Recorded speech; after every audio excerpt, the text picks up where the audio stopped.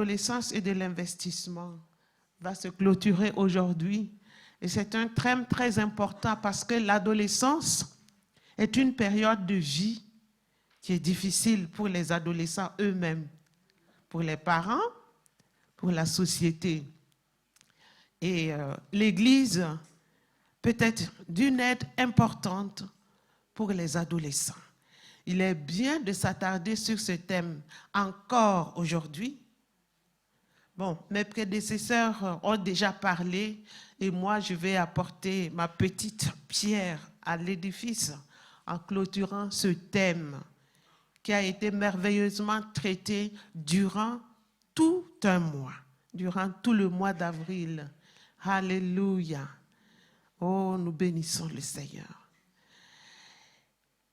Nous allons revenir encore sur la définition de l'adolescence, parce que ça va être une base, une bonne base, avant de rentrer dans ce que la Bible nous dit. Et j'ai interrogé l'Internet. Il y a à boire et à manger dans l'Internet, il y a tout là-dedans. Et j'ai vu plusieurs définitions sur l'adolescence. L'adolescence est une période de développement pendant laquelle les enfants dépendants deviennent des adultes indépendants. Et selon l'OMS, cette période commence habituellement à environ 10 ans et dure jusqu'à la fin de l'adolescence, à 19 ans, mais d'autres disent que cela peut aller jusqu'au début de la vingtaine, 20, 22 ans comme ça. L'adolescence, pour certaines personnes, passe par une phase de maturation. C'est une phase de maturation, une période transitoire marquée par le développement physique et psychologique de l'enfance à l'adulte. Donc l'enfant passe de l'enfance à l'adulte et il y a le développement physique et psychologique. La finalité culturelle en est de préparer l'être humain à assumer son rôle d'adulte. Il faut retenir ça aussi. Les adolescents doivent retenir aussi la préparation à assumer son rôle d'adulte. D'habitude, elle a lieu entre l'âge de 12 et 22-25 ans. Vous voyez, l'OMS dit 10, lui dit 12, jusqu'à 25 ans, parce qu'il y a les adolescences tardives. Au niveau biologique, l'adolescence est marquée par le début de la puberté et la fin de la croissance. Donc, ça commence par la puberté et ça nous amène à la fin de la croissance physique avec des changements. On voit que la personne pousse là, la taille, il y a une répercussion sur la taille, le poids, la masse musculaire. Il y a la croissance, il y a la maturation du cerveau. Retenez ça aussi, c'est important, la maturation du cerveau. Au niveau cognitif, l'adolescence est caractérisée par un développement de la pensée abstraite, du savoir et du raisonnement logique. Alléluia. Du point de vue social, l'adolescence est une période de préparation aux rôles sociaux de l'âge adulte, culturellement adaptés, tels que faire partie du monde professionnel ou de trouver un partenaire intime. Il s'agit d'une phase de changement dramatique à laquelle on a donné des noms comme crise d'identité, psychose normative, la crise de l'adolescence. Parfois, ce n'est pas facile. L'adolescent ne se comporte plus de la même façon que quand il était enfant. Son corps et son cerveau changent énormément. Il adapte il adapte de nouveaux comportements plutôt, et ses parents et d'autres membres de la famille peuvent être frustrés et irrités par ceux-ci. Et en particulier, il porte son attention sur beaucoup de choses et il a plus de difficultés à se concentrer. L'adolescent fait attention à beaucoup de choses et il a difficile à se concentrer. Il est moins motivé à attaquer les tâches qu'on lui demande d'accomplir et il lui arrive d'avoir des comportements à risque. Nous sommes tous passés par là, donc on sait. Pouvant avoir des conséquences négatives. Il s'agit des comportements normaux. C'est normal. Il s'agit des comportements normaux et adaptatifs qui résultent des changements dans le cerveau. Le cerveau fonctionne à la fois comme matériel, c'est-à-dire constitution, et comme logiciel, donc fonction. Le cerveau adolescent est différent du cerveau adulte. Il est en train de se développer et ce processus continue jusqu'à maturation complète à l'âge de 22-24 ans. Dans les aires du cerveau, dans les zones du cerveau responsables du contrôle de soi, du jugement, des émotions et de l'organisation, les plus grands changements ont lieu entre la puberté et l'âge adulte. Donc, la zone qui s'occupe du raisonnement, qui s'occupe du contrôle de soi, du jugement, des émotions et de l'organisation, ces zones-là vont commencer à se développer. Il y aura des grands changements. C'est pourquoi l'adolescence est souvent marquée par des décisions mal avisées, de l'imprudence et des explosions émotionnelles. C'est très important d'écouter bien, de saisir tout cela. On est à la deuxième phase de développement rapide du cerveau. La première phase se trouve entre les premiers 18 mois de la vie de l'enfant. Le cerveau se développe rapidement à ce moment. Puis, stop. Et à l'adolescence, le développement se fait encore rapidement. À ce moment, les connexions des neurones non utilisées disparaissent, alors que celles qui sont utilisées beaucoup sont renforcées. Ce processus, appelé élagage synaptique, rend le cerveau plus efficace. Ainsi, le développement du cerveau de l'adolescence peut être consciemment influencé par l'adolescent lui-même. S'il apprend et s'entraîne à organiser ses pensées, à comprendre les choses, les concepts abstraits et à contrôler ses impulsions, il établit des fondements neuronaux pour toute sa vie. Des prises de décision conscientes et un style de vie sain impacteront donc le restant de sa vie, de même que les mauvaises habitudes. Donc, pendant l'adolescence, se dessine l'avenir. Exemple, un adolescent sera plus sensible qu'un adulte aux effets de l'alcool sur l'apprentissage et la mémoire. Donc, quand on dit aux enfants de ne pas boire l'alcool, c'est pour ça. Parce que vous êtes à l'école, vous avez besoin d'apprendre, vous avez besoin d'une bonne mémoire. Donc, abstenez-vous de l'alcool parce que la réaction n'est pas la même que les adultes. La consommation de l'alcool à répétition peut lui causer des effets négatifs à long terme sur le développement de son cerveau et ainsi compromettre son fonctionnement cérébral. À l'adolescence, ne vous en faites pas, je tire vers la fin de toutes les définitions. À l'adolescence, on peut assister à des complexes qualifiés et amplifiés. Chacun de nous, nous avons un complexe ou des complexes, mais chez l'adolescence, c'est amplifié.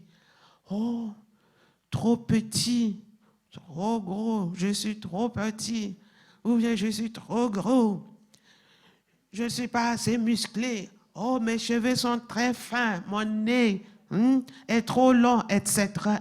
Les adolescents amplifient cela.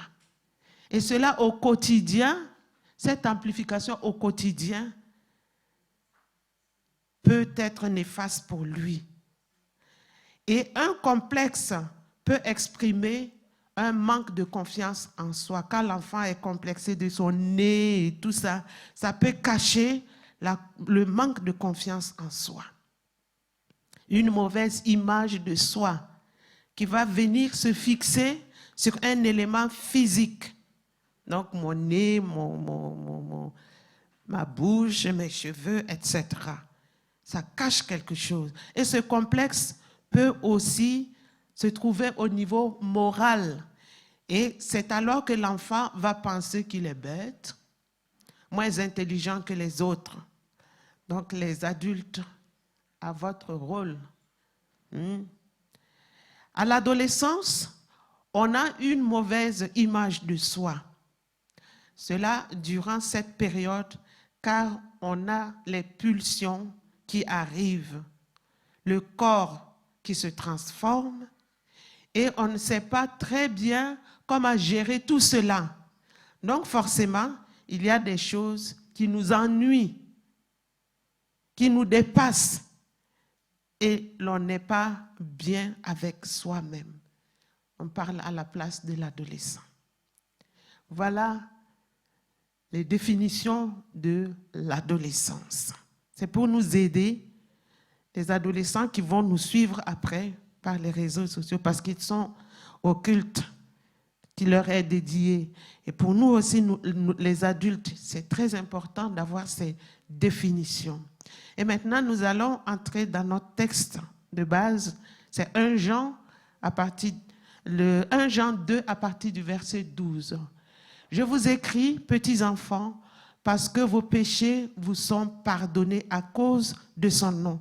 Je vous écris, Père, parce que vous avez connu celui qui est dès le commencement. Je vous écris, jeunes gens, parce que vous avez vaincu le malin. Je vous ai écrit, petits enfants, parce que vous avez connu le Père. Je vous ai écrit, Père, parce que vous avez connu celui qui est dès le commencement. Je vous ai écrit, jeunes gens, parce que vous êtes forts et que la parole de Dieu demeure en vous et que vous avez vaincu le malin. L'auteur de ce livre se présente comme l'Ancien. Et nous savons que c'est l'apôtre Jean, même si certaines personnes doutent, oui, que c'est lui, mais nous savons qu'il s'agit de Jean. Il s'adresse à l'assemblée dont Gaius est membre, l'église de Gaius. Et il utilise des termes tels que petits enfants, pères, jeunes gens, pour bien spécifier les groupes et apporter un message chirurgical. Donc, il leur affirme qu'il leur avait déjà écrit et s'exprime comme Pilate. J'écris encore. Et ce que j'ai écrit est écrit. Pilate avait dit, ce qui est écrit est écrit. Il n'y a rien à retrancher, il n'y a rien à ajouter. Cela reste valable. C'est en présent continu. C'est le verbe écrire en présent continu. Donc le message qui y est contenu est continuel. Et voilà, nous allons essayer de développer ces quelques versets, ces 2 versets, non, 3 versets. Nous allons essayer de développer avec le temps qui nous reste. Et si on ne finit pas maintenant, on va continuer au 2e culte. Donc, qu'est-ce qu'il a affirmé? Qu'est-ce qui est en présent continu? Notre prédication va s'articuler de la façon suivante. Premièrement, nous allons parler de l'encouragement à l'adresse de l'ensemble de l'Église. Jean a adressé des encouragements à l'ensemble de l'Église. Et deuxièmement, l'encouragement à l'adresse des pères, les papas, les pères. Et troisièmement, l'encouragement à l'adresse des jeunes. Donc, il va s'agir des adolescents, les adolescents. Et nous allons conclure. Si on a le temps, on va prier. Alléluia. Donc, nous allons passer rapidement au premier point. L'encouragement adressé à l'ensemble des chrétiens. Jean encourage ses lecteurs à avoir l'assurance de leur salut. Alléluia. L'assurance de leur salut.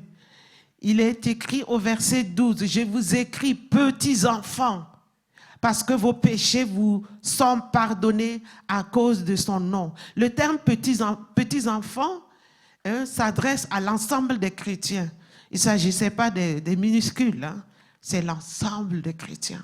Il utilise ce terme de chéri. Mes petits enfants, vous savez comment on donne des surnoms parfois à nos bien-aimés. Il y en a qui appellent mon chou, ma carotte, d'autres même disent ma crotte. C'est vilain, hein, mais c'est comme ça.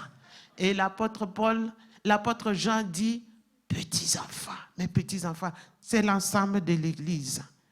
Alléluia. Donc c'est l'ensemble des chrétiens sans distinction.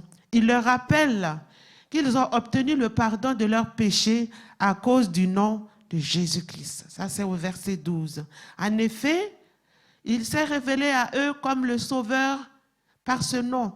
Donc, Jésus s'est révélé à chacun de nous par ce nom, Jésus. Le Seigneur parle à chacun de nous ce matin, nous qui sommes ses enfants. Quel que soit notre âge, quel que soit ton âge, il faut avoir l'assurance du pardon de tes péchés. Alléluia. À cause du nom de Jésus. Parce que le nom de Jésus veut dire Josué. Josué veut dire le salut. L'Éternel est salut. Ou bien l'Éternel est le sauveur. Donc Jésus veut dire sauveur. Quand vous appelez Jésus, ça s'appelle Sauveur. Par ce nom, nous savons que les aveugles voient, les paralytiques marchent, les sourds entendent, les muets parlent, les morts ressuscitent, les démons s'enfuient. C'est un nom puissant, un nom extraordinaire, un nom grand. Alléluia. Et il s'est révélé à vous. Il s'est révélé à chacun de nous comme notre Sauveur. D'ailleurs, sa venue au monde avait été prédit depuis les temps anciens. Et la nation israélienne, la nation juive l'attendait.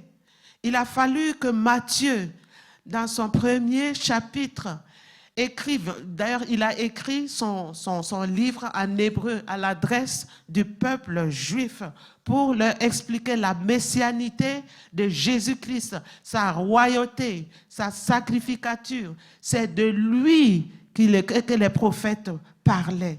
Il a expliqué au peuple juif de se réjouir de ce petit enfant qui vient de naître. Il est l'accomplissement des différentes prophéties. C'est lui le Sauveur. Et d'ailleurs, l'ange est apparu à Joseph, qui était en train de réfléchir. Je vais rompre secrètement avec ma fiancée Marie. Elle m'a trompé. Elle est enceinte. Ce n'est pas possible. Mais comme je crains Dieu, je ne vais pas la diffamer. Pendant qu'il pensait ainsi,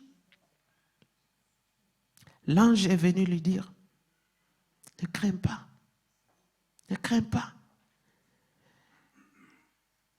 Marie, elle va enfanter un fils.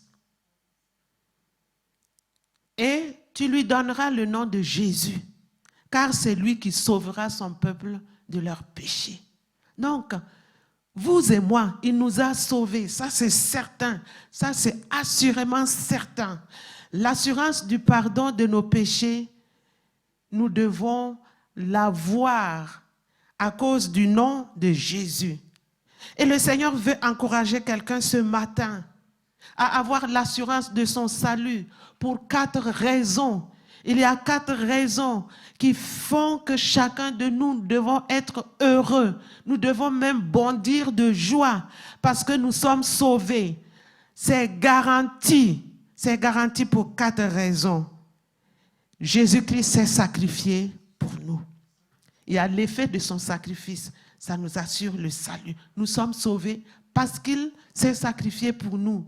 Et deuxièmement, il prie en permanence pour nous. Waouh!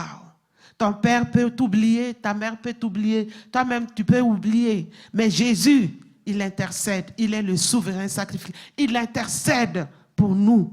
Alléluia.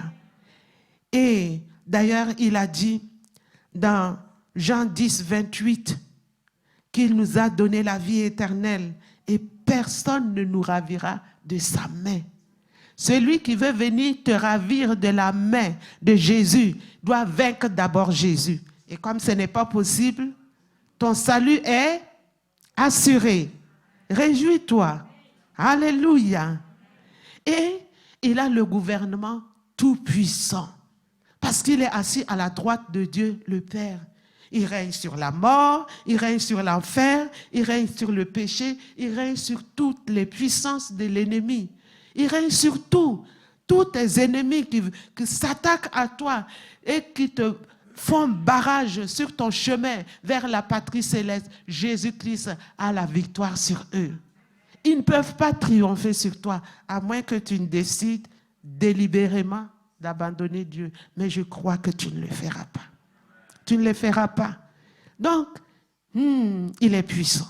Rien ne peut t'arrêter dans ta course vers la patrie céleste. Tu es sauvé. Et 4e point, l'amour de Dieu pour toi est infaillible. Il est immense. L'amour de Dieu est éternel. Il est tellement bon pour toi que si tu vas de travers, il va te corriger. Ah oui. Il fait des avertissements pour nous ramener sur le droit chemin. Parce que s'il devait nous frapper, personne n'allait vivre. Mais à cause de son amour, il envoie des prédicateurs, il envoie des prophètes, il a donné des dons multiples à l'Église pour nous corriger, pour nous ramener sur le droit chemin. Il faut écouter le Saint-Esprit, être simplement obéissant. Donc voilà 4 raisons d'avoir l'assurance de notre pardon, de notre salut. C'est capital d'avoir cette assurance du pardon, car elle donne la paix et la liberté. Elle donne beaucoup de choses, nous allons les citer. Elle donne la paix et la liberté. La paix inclut le bonheur, la prospérité. Donc, nous sommes prospères. Nous avons le bonheur. Nous avons la paix parce que nous avons l'assurance de notre salut. L'assurance du salut peut élever chaque chrétien au-dessus de tous les doutes. L'assurance du salut peut amener l'adolescent à passer au-dessus de ses doutes. Nous avons vu la description de l'adolescence. Ce n'est pas facile, mais l'assurance du salut est là pour aider l'adolescent. L'assurance du salut est au-dessus de tout ce qui le perturbe, comme vu plus haut. L'assurance du salut fait passer tout chrétien de tout âge au-dessus de tout ce qui peut se lever contre lui. Alléluia. L'assurance du salut peut préserver chaque chrétien de tous les dangers. C'est valable pour chaque tranche d'âge aussi. En donnant à chaque chrétien un accès auprès de Dieu en tant que fils. L'adolescent a accès au trône de Dieu. Même les enfants, les tout petits, ils ont accès au trône de Dieu. Les adultes, vous avez accès au trône de Dieu. Donc, quel danger peut vous supplanter? Quel danger peut vous submerger? Vous avez accès au trône de Dieu, qui est votre force. Que tu sois enfant, adulte ou en phase d'adolescence, tu as accès au trône de Dieu qui domine sur tout et qui donne la solution à tout. C'est lui qui nous préserve et qui nous sauve. Voici ce que l'assurance du salut peut apporter. Et ce qu'il t'apporte: la paix et la liberté, l'élévation au-dessus de tous les doutes, la préservation de tous les dangers, accès auprès de Dieu qui est ta force. Ça, c'était le premier point adressé à l'ensemble de l'Église. Le deuxième point, Jean encourage au verset 14 l'Église à persévérer dans l'obéissance au commandement de Dieu. Je vous ai écrit, petits enfants, parce que vous avez connu le Père. Alors, l'obéissance au commandement de Dieu et la connaissance de Dieu sont identiques. Quand tu dis que vous avez connu le Père, ça veut dire que vous avez obéi au commandement de Dieu. C'est la même chose. Je vous ai écrit, petits enfants, parce que vous avez connu le Père. Il va parler de deux choses à l'assemblée. La connaissance de Dieu. En fait, le commandement dont il parle ici, c'est l'amour fraternel. L'amour fraternel, l'obéissance au commandement divin. Il s'agit spécifiquement de l'amour fraternel. Et Jean écrit sur l'amour fraternel. Et ces écrits sont invariables, inviolables, inchangeables, parce que l'amour fraternel est un commandement sur lequel on ne peut revenir. C'est écrit, c'est un commandement auquel il faut de l'obéissance. Alléluia. Aimons-nous les uns les autres comme Christ nous a aimés. 1 Jean 4, versets 7 à 8 nous dit, « Bien-aimés, aimons-nous les uns les autres, car l'amour est de Dieu, et quiconque aime est né de Dieu et connaît Dieu. » Alléluia. Celui qui n'aime pas n'a pas connu Dieu, car Dieu est amour. Ah oui. Que tu sois adulte, enfant ou adolescent, l'amour est l'essence même de Dieu. Il faut que tu le comprennes. En tant qu'enfant de Dieu, on doit voir en nous la nature de Dieu, c'est-à-dire l'amour. Alléluia. L'amour, l'amour, l'amour. Nous devons ressembler à Dieu qui est amour et qui l'a manifesté en Jésus-Christ. Jésus qui est notre modèle par excellence. Nous savons comment il a manifesté son amour envers nous. C'est un amour sacrificiel. Il s'est sacrifié en donnant sa vie pour nous. Alléluia. Nous aussi, nous sommes appelés à donner notre vie pour nos frères et nos sœurs. C'est compliqué, hein? C'est compliqué. Un sacrifice qui nous coûte cher jusqu'à nous priver de nos droits, nous priver de notre sommeil, nous priver de bien des choses pour le bien-être de notre frère, de notre sœur. Ce n'est pas facile, mais c'est sûr à quoi Dieu nous appelle. Parce que Jésus nous a donné le modèle, la voie à suivre. Alléluia. Nous devons imiter son amour sacrificiel en donnant notre vie, pour nos frères et nos sœurs. Notre vie ne doit plus compter. L'apôtre Paul l'avait proclamé aussi, ma vie ne compte plus, pourvu que j'annonce l'évangile. Combien de fois il n'a pas été frappé, combien de fois il n'a pas été frappé de verge, et on croyait même qu'il était mort une fois, il a été abandonné à l'entrée d'une ville. Combien de persécutions n'a-t-il pas subi? Il a même écrit beaucoup de ces livres-là, enchaînés dans les prisons. À l'intérieur de la prison, il y a encore une prison. Et malgré tout ça, on l'enchaîne encore. Et dans ces conditions, il a écrit tout ce que nous avons concernant l'apôtre Paul, les écrits pauliniens. Il n'a pas écrit ça en chantant des cantiques, parce que tout allait bien, alors en ce moment je me mets à servir le Seigneur. Non, c'était enchaîné, frappé, rejeté. Il n'a pas fait cas de sa vie. Et c'est cet appel que le Seigneur nous appelle, nous adresse aujourd'hui. L'amour dont on parle ici n'est pas émotionnel, mais c'est le traitement des autres comme il se doit. Ce genre d'amour doit se faire dans les deux sens, afin de servir de témoignage.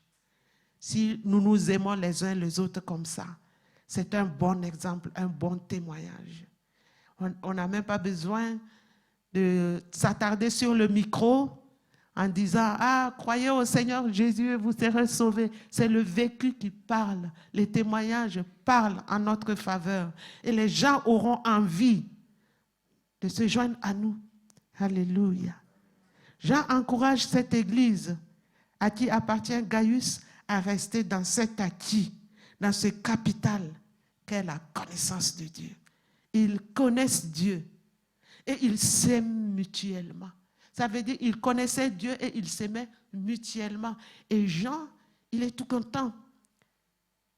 Il leur parle de ça pour leur demander de persévérer et de ne pas abandonner ces acquis-là. Et ce matin, je prie que le Seigneur nous aide à donner aussi ce bon témoignage, connaître Dieu. Alléluia. Que des personnes témoignent en notre faveur en disant, vous avez connu Dieu. L'amour fraternel est vraiment répandu parmi vous. Nous voulons entendre ces témoignages. Et c'est la prière que j'adresse au Père. Soyons ouverts ce matin à l'Esprit qui est en train de répandre l'amour sur nous. Il est en train de le faire sur nous. Que ce soit ici en présentiel ou pour ceux qui nous suivront après sur les réseaux sociaux ou qui sont en train de nous suivre, soyez sensibles, soyez réceptifs. L'Esprit de Dieu répand l'amour sur nous. Alléluia. Que notre amour abonde les uns pour les autres afin de servir de témoignages et qu'il nous unisse comme Christ et le Père étaient un. Le Seigneur l'a proclamé. Il demande à ce que les disciples que Dieu lui avait confiés soient un, comme lui et le Père étaient un. Et il a prié dans Jean 17, 26 en disant, oui, je prie en leur faveur. Le Seigneur est en train de prier aussi en notre faveur pour que l'amour que Dieu a pour lui soit présent parmi nous. C'est la présence continue aussi. Ce n'est pas être présent aujourd'hui et puis demain c'est fini. La présence continuelle.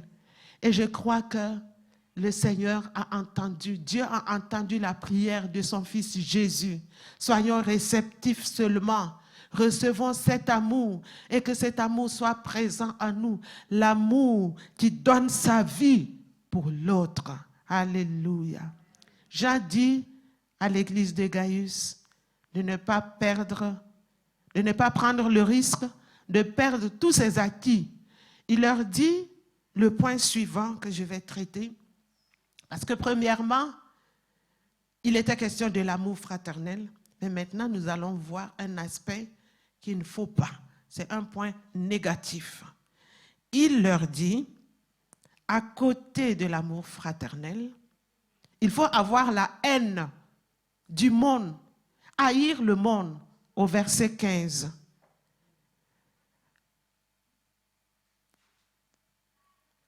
Si nous allons au verset 15, nous descendons au verset 15, nous pouvons voir qu'il est écrit « N'aimez point le monde, ni les choses qui sont dans le monde. Si quelqu'un aime le monde, l'amour du Père n'est point en lui. Car tout ce qui est dans le monde, la convoitise de la chair, la convoitise des yeux et l'orgueil de la vie ne vient point du Père, mais vient du monde. Et le monde passe et sa convoitise aussi. Mais celui qui fait la volonté de Dieu demeure éternellement. » On entend par monde ici le siècle présent où l'esprit charnel, ce n'est pas le monde géographique que Dieu a créé et qui lui tient vraiment cher à son cœur. Il ne s'agit pas non plus des hommes, les hommes que Dieu a créés et qui peuplent le monde, car les hommes ont une place particulière pour Dieu et il nous commande de nous aimer les uns les autres. Ce n'est pas ça la question. L'apôtre Jean veut nous dire ce matin de ne pas nous laisser assujettir par l'esprit charnel, la chair, l'esprit mauvais, l'esprit corrompu, ambiant. C'est le système de pensée anti-Dieu, le système de pensée qui est ambiant dans ce siècle présent. Alléluia. Le Seigneur nous dit de nous éloigner de ces choses-là. Car Christ s'est donné lui-même pour nos péchés afin de nous arracher du siècle mauvais selon la volonté de notre Dieu et Père. Galates 1, 4. C'était la volonté de Dieu. Dieu veut que nous soyons vraiment mis à part, loin de ce système charnel, loin de ce système, loin de ce monde-là. Il a mis tout en œuvre. Il a envoyé son Fils Jésus. Il s'est donné pour nous délivrer du péché, afin de nous arracher. Arracher. Quand on arrache, ça veut dire qu'il y a une résistance quelque part. Quand on cultive, on doit arracher. Parfois, il faut creuser pour tirer. Ce n'est pas facile d'arracher, mais le Seigneur est venu pour nous arracher de ce siècle présent. Et l'apôtre Jean dit, puisque vous vous aimez les uns les autres, il ne faut pas basculer dans le siècle présent. Ne basculez pas dans ce système-là de pensée charnelle. Parce que Jésus-Christ s'est donné déjà. Et le but, c'est de nous arracher. Il ne faut pas retourner là. C'est comme une personne qui a une plaie. Une plaie, il va chez le médecin ordonne qu'on lui fasse des soins, surtout si c'est une plaie opératoire. On utilise du matériel aseptique et on fait un bon pansement. On lui dit, il ne faut pas toucher, il ne faut même pas toucher à ça. Ne prenez pas de bain, prenez toutes les précautions pour ne pas apporter de la souillure dans la plaie. Comme ça, ça va vous préserver de la septicémie dont Virgile a parlé. Quand il y a le microbe qui circule dans tout le corps, il y a, ça se dissémine partout. C'est pour nous préserver des infections et toutes les conséquences. Mais imaginez-vous, toutes les précautions sont prises comme ça. Et vous vous dites, je m'en fous, je me baigne, je ne peux pas ne pas me baigner, je coule l'eau dans la baignoire, je me baigne. Et comme c'est mouillé, je me débrouille, j'enlève le pansement, je vais dans l'armoire, je prends du coton qui n'est même pas propre, même pas de compresse. Certaines personnes utilisent le coton. Et se débrouillent, fait le pansement. Vous pensez que ça va être comment? La personne va guérir? Non. Les soins pour préserver son corps de l'infection, ça ne va servir à rien. C'est la même chose. C'est pour ça que Jean dit à l'église de Gaius de faire attention. Parce qu'il y a des choses pour lesquelles ils doivent faire attention, qui peuvent les rendre mondains. S'ils ne font pas attention, ils peuvent devenir mondains. D'abord, c'est la convoitise de la chair. La convoitise de la chair. Quand vous comprenez l'amour de Dieu manifesté en Jésus pour vous, et que vous appartenez à Dieu, et que vous avez l'assurance de votre pardon, de votre salut, vous devez faire attention à la convoitise de la chair. Vous ne devez pas être amis avec la convoitise de la chair parce que ça vide de l'amour de Dieu. Ça vient vous vider. L'amour de Dieu qui est en vous là, ça vient aspirer, ça vient le vider. Et Galates 5, versets 19 à 21 nous parle des œuvres qui sont contenues dans les œuvres de la chair. On va citer quelques-unes. Ah oui, c'est affiché. Or, les œuvres de la chair sont manifestes. Ce sont l'impudicité, l'impureté, la dissolution, l'idolâtrie, la magie, les inimitiés, les querelles, les jalousies, les animosités, les disputes, les divisions, les sectes, l'envie, l'ivrognerie, les excès de table et les choses semblables. Je vous dis d'avance, comme je l'ai déjà dit, que ceux qui commettent de telles choses n'hériteront point le royaume de Dieu. Alléluia. Voilà ce qui vient nous vider de l'amour de Dieu. Vous allez vous étonner, vous allez dire, ah, ça n'existe pas dans les églises. Mais si on parle, c'est parce que ça existe bien dans les églises. Et Dieu veut nous préserver. Alléluia. Comme le médecin a prescrit le pansement aseptique pour la plaie opératoire. Dieu nous parle aujourd'hui de faire attention à tout cela. Et on peut résumer dans la convoitise de la chair, puisqu'on n'a pas le temps. On peut voir les penchants et les actions de la sensualité, mais aussi les péchés qui ont leur siège dans les facultés de l'esprit. Donc, il y a 4 choses que l'on peut retenir dans la convoitise de la chair. La sensualité. La sensualité, c'est vraiment une porte ouverte à vider l'amour. La superstition. Il y a des gens qui continuent de marcher dans la superstition. Quand on voit un chat noir, on rencontre un chat noir, la journée est foutue. Mais vous êtes sauvés ou pas? Le salut est global. Qu'il soit noir, blanc ou quoi, qu'il soit chat ou chien, ce n'est pas un problème. Ça n'affecte pas. Sortez de ces superstitions-là. Et même si vous pensez qu'ils transportent des démons, et alors? Vous avez le pouvoir de marcher sur les serpents, les scorpions et les puissances de l'ennemi. Pourquoi vous avez peur d'un chat noir et votre journée est gâtée? Ressaisissez-vous. Ce n'est pas normal. Les péchés inspirés par la haine. Waouh. Les excès dans le boire et le manger. L'ivrognerie, les orgies ou les débauches. Que tout cela ne soit pas cité au milieu de nous. Alléluia. Deuxième point, en ce qui concerne les 3 choses qui peuvent nous rendre mondains. La deuxième chose, c'est la convoitise des yeux.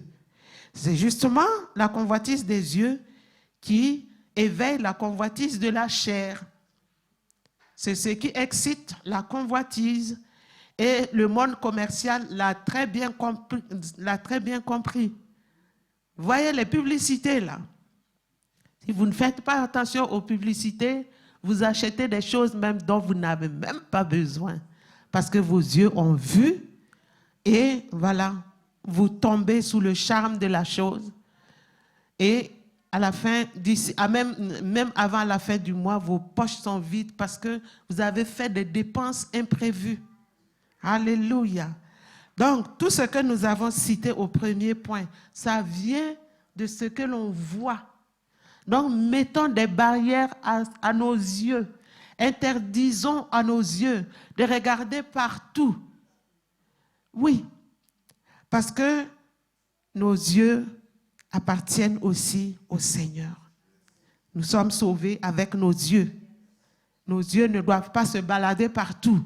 On doit mettre des barrières, nous interdire à nos yeux de regarder des choses qui vont nous pousser. Toutes les femmes sont belles. Hein? Il y a beaucoup de femmes belles. Il faut fermer les yeux seulement.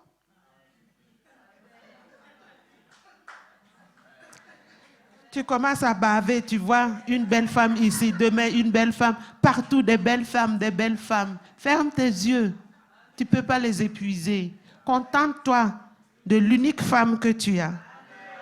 Si tu veux qu'elle soit belle, rends-la belle. Donne-lui tous les produits qu'il faut. Amène-la au magasin. Dis-lui de choisir. Bénis-la bien, traite-la bien comme ta reine. Et tu vas voir que tes yeux vont se fermer. Ah. Et le troisième point, l'orgueil de la vie. Eh oui, on a acquis beaucoup de biens. On est très, très bien. Et maintenant, on commence à oublier Dieu. On a des pensées orgueilleuses. On tire vanité de ce que l'on possède. Et on se fait un piédestal de sa fortune, de ses talents, de sa beauté. Combien de personnes n'ont pas chuté à cause de leur beauté? Elles sont conscientes de leur beauté. Et à cause de leur beauté, elles se sont écartées de la voie de Dieu. Alléluia. Et ces personnes commencent à répondre au bonjour à tout le monde. Bonjour, bonjour, oui, bonjour, bonjour. Commencent à sourire à tous les bonjours. Parce qu'elles sont conscientes de leur beauté. Et pour finir, tombent dans l'impudicité, sont liées par l'impudicité.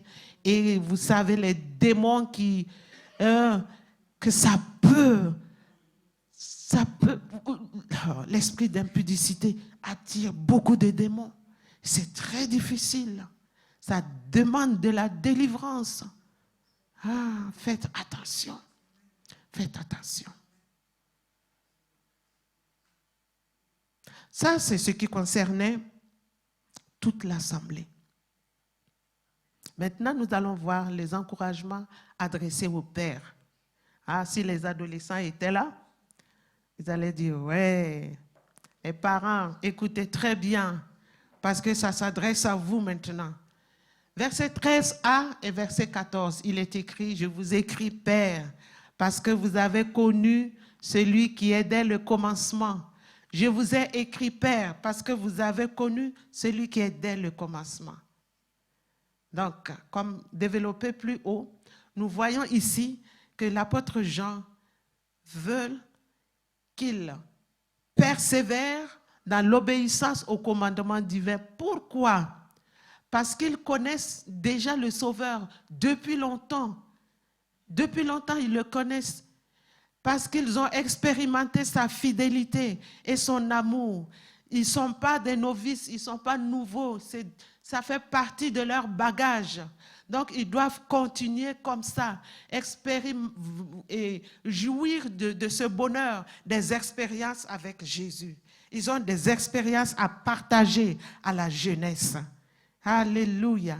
Et ils ne doivent pas céder au comportement charnel cité plus haut. Alléluia.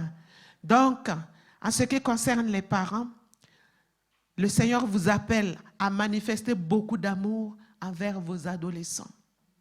L'amour dont on a parlé tout de suite là. Il faut manifester beaucoup d'amour envers vos adolescents. Il y a certains parents qui chassent de leur maison les adolescents rebelles ou qui ont un comportement honteux. Non, manifestez de l'amour envers vos enfants. Oui, c'est vrai qu'il faut les corriger, mais ce n'est pas dans l'extrême. Il faut faire attention. Chasser un enfant de la maison, tu veux qu'il aille où? Tu le livres directement au diable. Tu dis, hey, diable, prends-le, prends mon enfant, je te l'offre. Non, ne faites pas ça, c'est de l'erreur. Il y a certaines personnes qui disent, ah bon, c'est parce que je t'ai amené en Europe ici que tu fais le malin. Je vais t'envoyer en Afrique. Après, tu vas aller apprendre une autre vie là-bas. Et tu l'envoies en Afrique. C'est ton enfant. C'est ta responsabilité. Garde-le. Parce que tu connais Dieu par expérience. Le même Dieu qui t'a sauvé, il fera quelque chose pour ton enfant. Oui. Manifestez beaucoup d'amour envers votre... Nous avons l'expérience du père prodigue, du père du fils prodigue. On connaît bien. Lui, Et cet enfant qui était orgueilleux, on pourrait même dire mal éduqué et tout ça, il a demandé son héritage. Il est parti. Il a dilapidé. Vous connaissez bien l'histoire. Mais le papa avait son cœur encore sur son enfant. Parce que là où est ton trésor, là est ton cœur. Il attendait, il scrutait l'horizon pour voir, est-ce que mon enfant ne va pas revenir? Et lorsqu'il l'a vu venir, oh là là là là là, il était heureux, il l'a serré dans ses bras, il a organisé une fête en son honneur. Vous croyez que ça ne lui faisait pas mal de voir un enfant se comporter comme ça? Si, mais il a manifesté de l'amour envers son enfant. Ça arrange, l'amour est plus fort que tout. Alléluia. Élargissez vos cœurs, accueillez vos enfants. Et il y a certains parents qui demandent la délivrance quand ils voient que les enfants ont changé de comportement. Quand ils étaient petits, ils étaient tout gentils et tout. Et maintenant, ils deviennent compliqués. Il y a certains parents qui amènent leurs enfants pour demander la prière de délivrance. Non.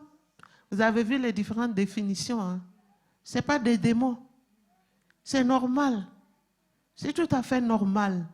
Mais il faut quand même bien de venir voir le pasteur pour se confier et recevoir des bonnes instructions comme ça. Sinon, ils peuvent aller, je ne sais pas moi, de consultation en consultation et il n'y aura pas de changement. Au contraire, ça va compliquer les choses. Alléluia. Il faut comprendre que vous avez en face de vous un individu en plein développement cérébral. Il est grand de taille. Vous voyez, ils deviennent comme des asperges là. Ils poussent comme si on les a fouettés. Ils sont grands de taille. Certains sont costauds. Mais au niveau cérébral, ils sont en train de développer. Le cerveau est en train de se développer. Ils sont en phase de maturation, incapables de raisonner comme vous. D'ailleurs, votre adolescent n'est pas capable de maîtriser les choses comme vous. Donc, ce qui explique ces maladresses et tout, il faut les comprendre. Et soyez tranquilles en Jésus-Christ, votre Sauveur, comme j'ai dit plus tôt, plus haut. Soyez tranquilles en Jésus. Il est votre abri sûr. Il est votre forteresse. Confiez-vous en lui. Accueillez aussi celui qui a fugué. Il y a des enfants qui aiment fuguer. Pendant l'adolescence, il y a des enfants qui fuguent parce qu'ils pensent que l'herbe est verte chez le voisin. Ils croient que dans la famille d'autrui, les enfants sont mieux traités. Papa et maman sont sévères. Fais pas ci, fais pas ça, fais pas ci et ça. Ils fuguent. Et quand ils vont aller ouvrir les yeux, ils vont se rendre compte que chez le voisin aussi, c'est même pipe, même tabac. L'enfant va revenir. Il faut l'accueillir. Accueillez l'enfant et continuez à lui enseigner la parole de Dieu qui est d'une efficacité extraordinaire et priez pour lui. Vous expérimenterez encore au bout du compte la fidélité de Dieu, son salut dans la vie de votre adolescent. Idem pour ceux qui ont quitté l'Église pour X ou Y raison et qui décident de revenir. Comme le fils prodigue, il s'est rendu compte de ses erreurs. Il décide de revenir.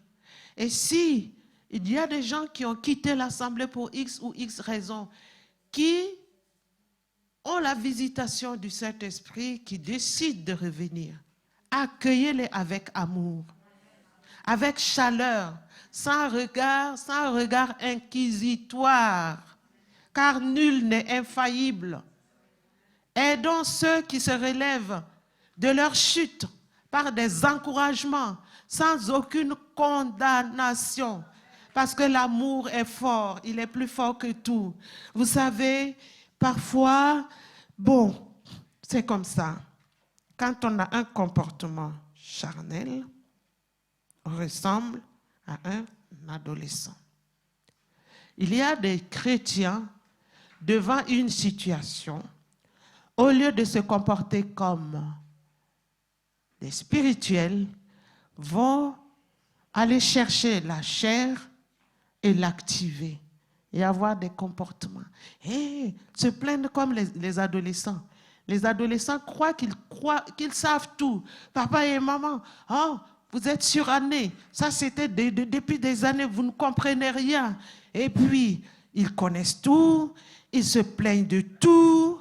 C'est la déprime. Qui n'a pas déprimé dans son adolescence? Tout le monde a déprimé. Ah oui, mon père, tout le temps en train de dire, ma mère, oh, tout le temps, elle est assise là, elle m'envoie, tout le temps c'est moi qu'elle envoie, c'est moi qui dois faire la cuisine, je dois faire quoi. D'ailleurs, lors d'une retraite des adolescents, il y a une qui a fait la réflexion. Les parents, on ne les comprend pas. Ma maman, elle était assise et la télécommande était juste là, non loin d'elle. Elle appelle, hey, Marie, viens! Et puis elle descend les escaliers, boum, boum, boum, boum. Elle croyait que c'était la fin du monde. Elle arrive, elle dit, prends la télécommande pour moi. Elle est là arrêtée. Ah, quand même, les parents exagèrent.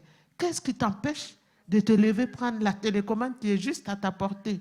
Tu m'appelles comme s'il y avait du feu. Voilà. Donc, dans l'église aussi, il y a des gens qui se comportent comme ça. Ne les condamnez pas. Ils se comportent comme des adolescents. Mais, si le Seigneur les visite, et puis il voit spirituellement qu'ils se sont écartés, ils reviennent, ne les lapidez pas. Ne les lapidez pas. Et ne cherchez pas à savoir les raisons de leur départ. Pourquoi tu es parti? Tu es parti, tu t'es rendu compte que... Non, pas ça. Accueillez-les, manifestez beaucoup d'amour. Parce que c'est ce que le Seigneur a fait pour chacun de nous. Alléluia. Il est l'heure passée, mais je vais continuer parce que je dois parler aux adolescents aussi. Le Seigneur demande aussi aux pères d'avoir confiance, une confiance constante en Dieu, jusqu'au bout. Ésaïe 26, versets 3 à 4 nous dit, « À celui qui est ferme dans ses sentiments, tu assures la paix parce qu'il se confie en toi. Confiez-vous en l'Éternel à perpétuité, car l'Éternel est le rocher des siècles. » Bien-aimés parents, vous qui avez les petits-enfants,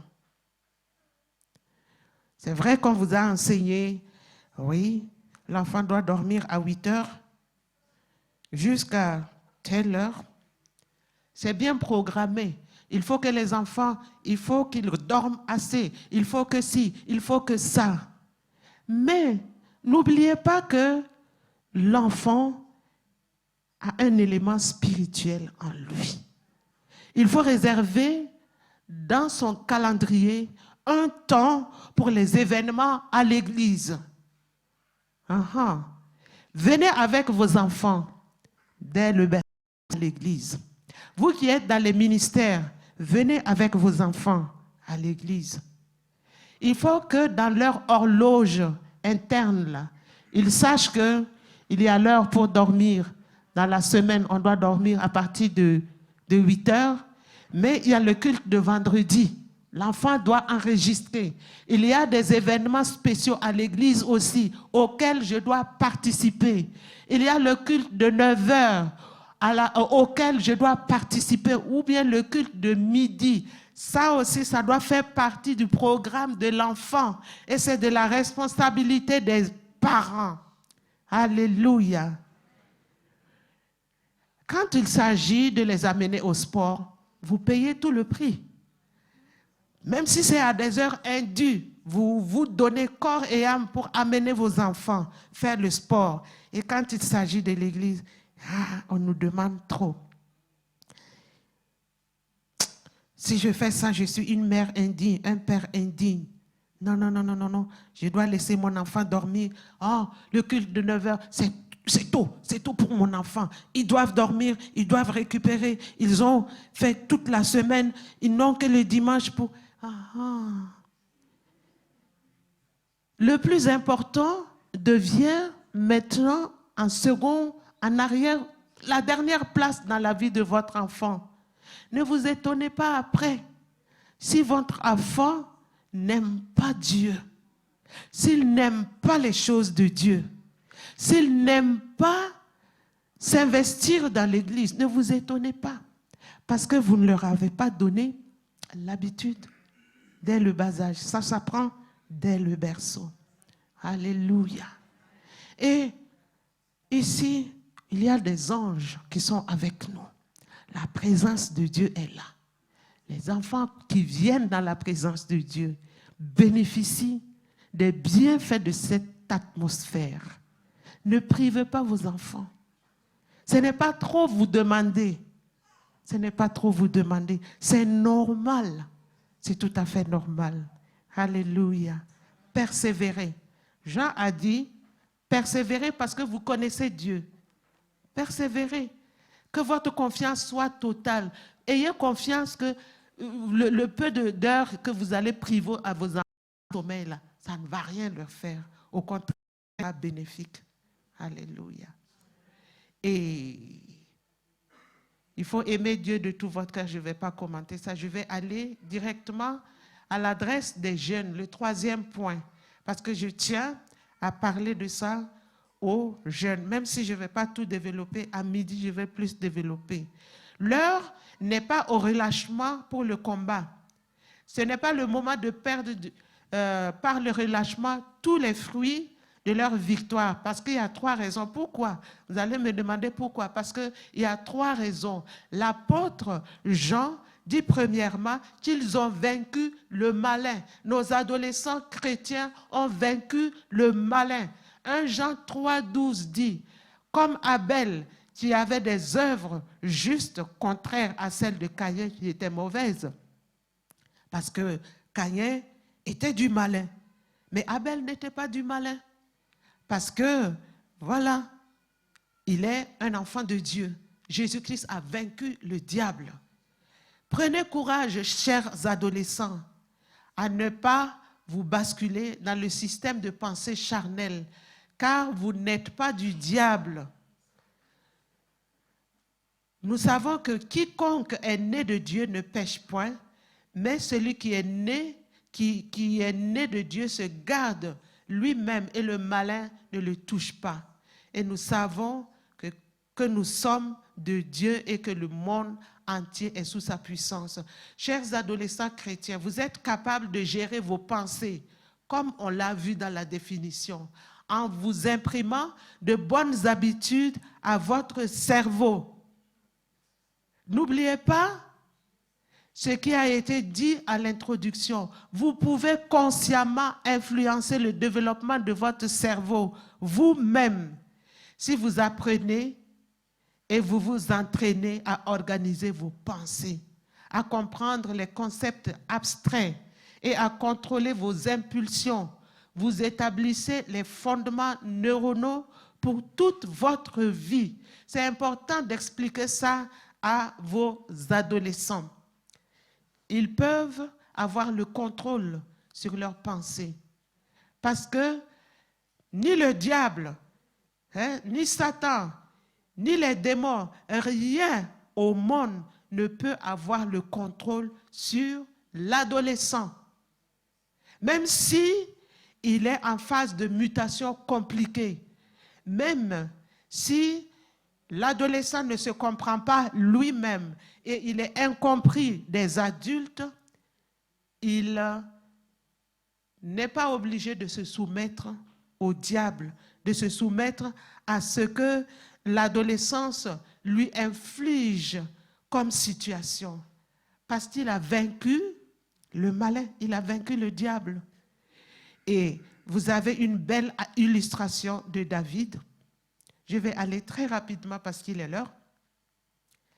David qui s'était déclaré lui-même conçu dans l'iniquité. Si vous lisez le psaume 51, verset 5, vous allez voir que là, il dit que sa mère l'a conçu dans l'iniquité. Et il a vécu les conséquences liées à être enfant illégitime. Quand tu es un enfant illégitime et on va te récupérer chez ta mère pour t'introduire dans la famille paternelle, il y a toutes sortes de situations que vous allez vivre. David est passé par là. En plus, il était inconsidéré. Quand le papa l'a envoyé au front et le grand frère Eliab l'a vu, il l'a ramassé copieusement, méprisé. Et quand Samuel était venu pour choisir parmi les enfants d'Isaïe quelqu'un qui va remplacer le roi Saül, on n'a même pas tenu compte de David. Vous voyez, il est passé par toutes ces situations. Mais il avait un bon cœur. Il avait un bon cœur, un cœur selon Dieu. Et il a eu reçu l'onction à cause de cela. Parce que Dieu a vu son cœur. Donc, adolescent, vous pouvez avoir un bon cœur, quelle que soit la situation dans laquelle vous vous trouvez. Je m'adresse ici aux adolescents délaissés, aux adolescents défavorisés, aux adolescents qui ont été adoptés et qui subissent des injustices pas possibles. Votre voix ne compte pas du tout. Mais sachez que quelque chose de plus puissant, quelque chose de très puissant est en vous. Et que vous êtes fort. Vous êtes fort. Vous êtes fort parce que la puissance de Dieu est en vous. Et regardez encore l'histoire de David devant Goliath. Il n'était qu'un adolescent. Dans un contexte bizarre, il gardait les troupeaux. Et c'est de là que papa l'a envoyé amener des vivres au front, là où il y avait la guerre. Et quand il arrive, il voit qu'il y a un individu, un géant, devant qui tout le monde tremble. Les pères tremblent. Les guerriers, les vaillants guerriers tremblaient. Et lui, il écoute ses propos. Mais tiens, il ose insulter l'armée de l'Éternel. Ce n'est pas possible. Je ne vais pas laisser passer tout ça là. Ce n'est pas possible. Il a vaincu. Pourquoi? Parce qu'il était fort. Il y avait une force en lui. Parce qu'il connaissait Dieu. Il connaissait Dieu. Et dans la solitude, puisqu'on l'a écarté, c'est lui qui était bon pour garder les brebis dans le désert. Il était là-bas tout seul. Et les autres étaient là avec papa et maman. C'était la belle vie et tout. Pendant ce temps, le Seigneur était en train de le former. Il a eu des expériences formidables, des expériences spirituelles formidables. Et à cause de ces expériences, à cause de sa proximité avec Dieu, à cause de son intimité avec Dieu, il n'avait pas peur de Goliath. Toi, tu viens avec ton épée, ta lance et ton javelot. Moi, je viens avec le nom de l'Éternel des armées que tu as insulté. Je vais couper ta tête aujourd'hui. Je vais la jeter. Je vais jeter ton corps au pâturage, aux oiseaux.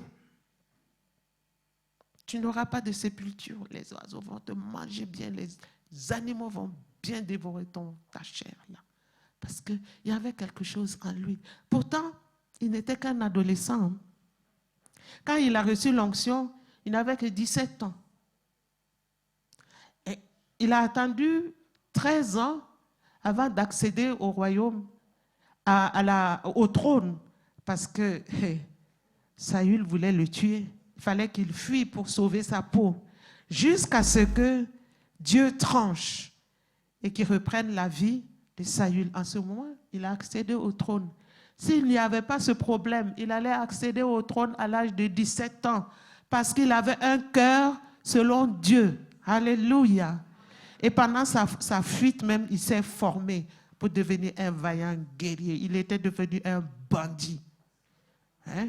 faisait des ravages là. Ils s'entraînaient avec tous ceux qui avaient fui avec eux. Donc, ils sont devenus des guerriers puissants. Et quand il a accédé au trône, il était un roi puissant, un homme de guerre. Il a combattu, il a eu la victoire sur tous les ennemis d'Israël. Et après, quand son fils Salomon est arrivé au pouvoir, il a régné pendant 40 ans dans la paix, parce que David a eu la victoire sur tous les ennemis. Donc, parents, voyez votre rôle à jouer par rapport aux adolescents. Adolescents, voyez aussi votre rôle. Je veux souligner aussi que les parents sont là pour votre bien. Ne rejetez pas les instructions parentales. C'est la même chose aussi des aînés. Ne rejetez pas les instructions des aînés.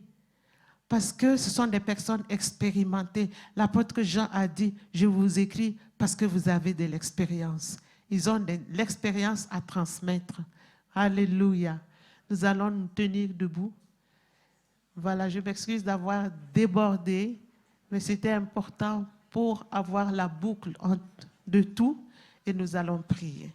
Seigneur notre Dieu, nous avons entendu ta parole.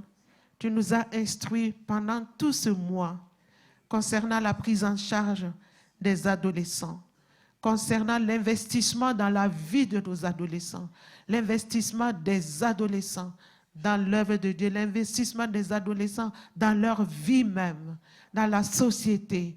Ô Éternel notre Dieu, nous prions que tout ce que nous avons acquis ce mois, oui, porte des fruits. Porte des fruits. Nous voulons voir des David dans nos assemblées.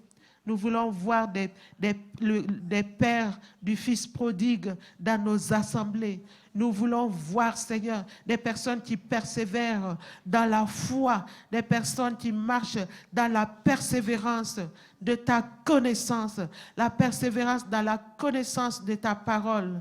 Ô Éternel notre Dieu, nous voulons aussi manifester l'amour, parce que nous sommes de toi. Si nous ne manifestons pas de l'amour, cela signe notre inimitié avec toi. Nous ne voulons pas être tes ennemis. Nous voulons, Seigneur, être tes véritables enfants qui donnent de bons témoignages tout autour de nous.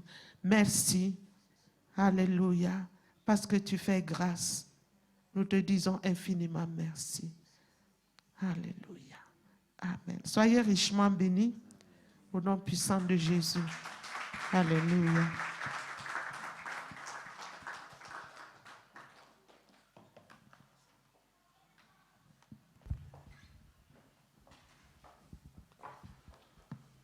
Nous allons